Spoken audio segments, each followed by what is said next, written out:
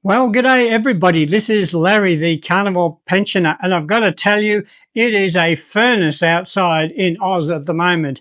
It must be about 37 degrees or 100 degrees for people who use Fahrenheit. So I thought rather than go and try and film outside in the heat, I'd do something right here in the kitchen again. Yes, another cooking video, but I'm going to make ice cream today. I've heard so many stories about carnivore ice cream that I decided I've just got to try it for myself. I saw the steak and butter girl, Bella, had tried this recipe and a number of other very famous carnivores. So I thought if it's good enough for them, it's also good enough for me. So here we go. It's a very simple thing, I'm told. I've never made this before. Actually, I've never made ice cream in my life. So we're going to have a go today. It's really just two ingredients. First of all, we need some pure cream. In Australia here, the Paul's cream is an absolute pure cream. It's like a thickened cream or a heavy cream, and that's there. And then I've got here in this little dish, I've got here just the yolks of 5 eggs. So you need to separate the eggs, put the whites aside and keep them for something else. But we just need 5 egg yolks there in the bowl. Now, besides that, I've got here a large plastic bowl, and in there I've half filled it with ice blocks that I picked up from the garage, or the what do you call them in the States? I don't know, where you buy your petrol of your fuel, your service stations. So I got a bag of ice there and filled that half with ice, and then I've got a smaller bowl that's made of metal. And the idea is that the two bowls, if you've got these two bowls, bigger one can be plastic, smaller one is ideally metal, but it needs to be able to sit inside the bigger bowl. But before we do that, I've got a half a cup of salt here. Now, you don't need to use your good Redmond salt or whatever you have for carnivore. This can be just your old table salt from your pre-carnivore days, that it's the back of the cupboard still maybe. And because we're not going to eat it, it's not going to go into the recipe. All it's going to do is to help our ice last a bit longer. So we just kind of put that into the ice and mix it up. And the theory is that will make our ice last a bit longer. So now all we do is we take our smaller metal bowl and we press it down into the larger bowl, a little bit like that. Now we're going to add our 2 ingredients. I've got my 5 egg yolks here. So we pour that in. And then I've got 600 ml or about a pint of cream, which goes in. So we put all of that in there. And then we take our electric beater, and if you've got an electric beater, you can use that. If you haven't, you can use a whisk. It'll just take you a little bit longer. But for this stage 1 of the mixing, we've got to mix for about 10 minutes. So you might want to set your timer and see how you go. If you're using a hand whisk, you might want 15 minutes. But if you're using a mixer, just put it on the lowest setting. You don't want it really fast. And we're just going to give this a steady mix for about 10 minutes. So you can set a timer if you like. Here we go.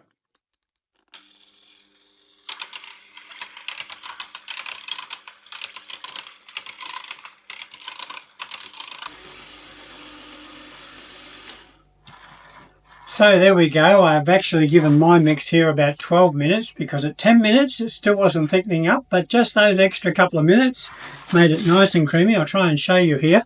You want the mixture so that it will stick to the beaters like that, and I can make texture sandcastles, cream castles out of it, and that shows you got the right texture. So we just put our mixer aside, make sure the mix is well covered in the ice again. You probably didn't take yours out, but I did because I wanted to show you. And then what we're going to do is we're going to take a towel and we're going to wrap up both bowls together in a towel, and we're going to pop them into the freezer for just 45 minutes. So set a timer, because you want to get this bit right. 45 minutes in the freezer wrapped in a towel, both bowls together and your ice. So it's all there. But wait until your mixture's starting to thicken that little bit and it's got that creamy texture about it. Well, I've just taken my ice cream mix out of the freezer. It's been in there 45 minutes. It's starting to stiffen up quite a bit, but now we give it a second mix, this time only for about 5 minutes. The same again with the beaters on low. Now at this stage you might like to add something to your ice cream, and this is where it's totally up to you. You can have it just plain as it is. Will be cold and delicious. Won't be very sweet because it's got no sweetener in it.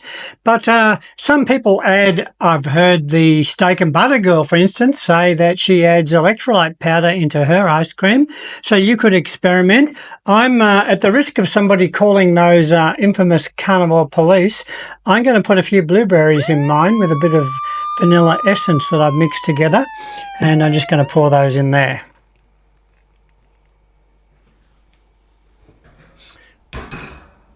Mix those in a little bit.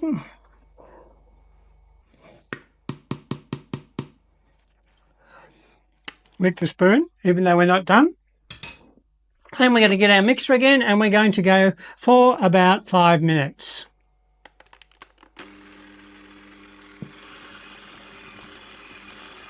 So I've whipped that mixture for another 5 minutes. It's come up nice and creamy. As I said earlier, I've cheated a little bit on Carnivore and had an issue with the Carnivore police, I think, but it doesn't matter. I've put a few blueberries in there, but look, you can put whatever you like. If you're staying true Carnivore, and there may be good reasons why you should, then you wouldn't put the blueberries in, but you will enjoy it all the same. So what I've done is given that a mix for another 5 minutes, and then I have transferred the mixture into a glass Pyrex bowl, and I put a plastic wrap over there like that.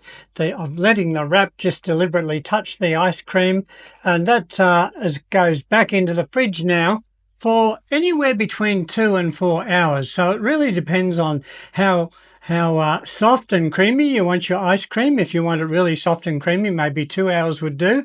If you want it fairly firm, maybe go to the 4 hours. So I'm going to put this in for 3 hours and see how we go. So it goes back into the freezer, transferred into a glass Pyrex bowl, and I'm popping that into the freezer with the Glad Wrap cover over it for 3 hours.